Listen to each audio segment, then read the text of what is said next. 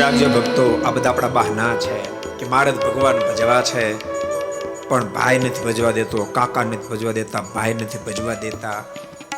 મારે તો શિખા રાખવી છે પણ મારા ભાઈ ના પાડે, કાકા ના પાડે, મારી કાકી ના પાડે. મારે તો ઉર્ધ્વપૂર્ણ તિલક કરવું જ પણ આ મને નડે, આ નડે, આ નડે. બધા જ બહાના ભક્તો માત્ર આપણા જીવાત્માની ખોટના છે.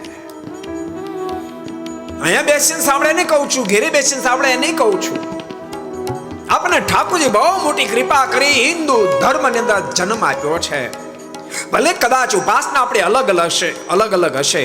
કોઈ ભગવાન સ્વામિનારાયણના આશ્રિત હશે, કોઈ વૈષ્ણવ ભક્તો હશે, કોઈ રામાનંદી ભક્તો હશે, પણ આપણે આખીર બધા સનાતન હિન્દુ ધર્મના સંતાનો છે.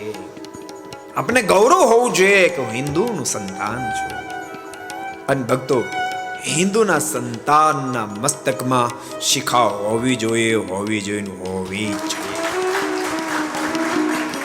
હિન્દુ સંતાનના કપાળમાં ઉર્ધ્વપુંડ તિલક હોવું જોઈએ, હોવું જોઈએ, હોવું જ જોઈએ.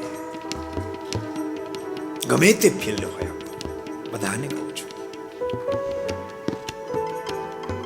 ભક્તો, હિન્દુ ધર્મ મહાન હોવા છતાંય પણ કોઈક આપણા પર સામ્રાજ્ય કરી ગયા, આપણા હિન્દુ સંતાનોને કન્વર્ટ કરી ગયા.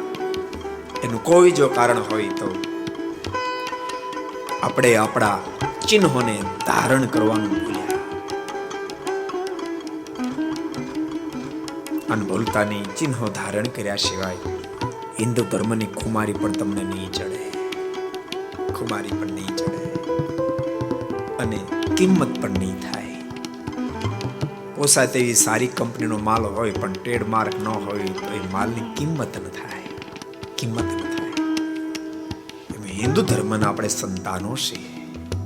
જેટલા પણ આ ઘર સભા સાંભળતા લાખો લોકો ઘેરે બેસી સાંભળતા બધાને કહું છું, માથામાં શિખા રાખજો, કપાળમાં ઉર્ધ્વપુંડ તિલક કરજો.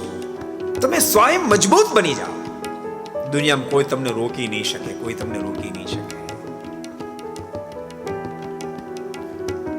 પુરપાટ ગાડી જતી હોય ને કોઈ રોકી ન શકે, કદાચ કોઈ રોકવા જાય તો એ ગોથલું ખાઈ જાય, ગાડી ન રોકાય.